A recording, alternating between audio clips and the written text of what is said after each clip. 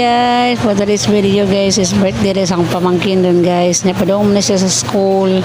So ingon siya mahapit sa kuno siya sa simbahan kay managkot sa kuno siya guys. So namalit na rin meron og 8 kabok candles kay managkot sa midaan kay unya.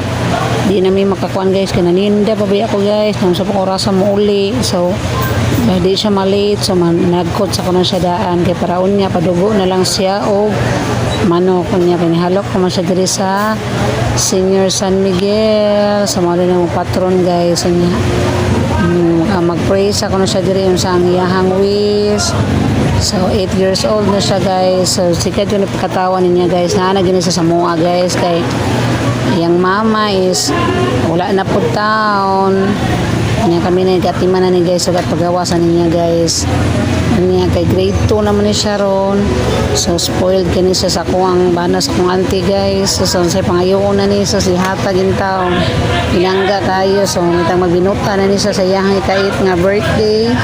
So namait may candles nga 8 kabuk guys. May lang kaloyan, may lawas permi, binuutan, magtinarong sa klase. Tagaan pag maing lawas, tagaan pag dahang mga birthday na mahitabo. More birthdays to come. Amen. In the name of the Father, the Son, the Holy Spirit. Amen. Happy birthday to you. Pila edad mo? 8 na yung edad guys. Nagkota siya guys. School na. Malit na. Dali na guys. Let's go. So nag-school man siya guys. So sa kadlaw may ang klase guys. Grade 2 naman siya. So karon is nagandam na miog gamay nga snacks para siyang mga classmates kay nahambog siya sa mga classmates guys nga birthday ko na niya guys. So ipapalitan din sa bana sa akong auntie og snacks kamay na lang. So alas 2 din miniad to guys kay alas 2 man ang ilang snacks. So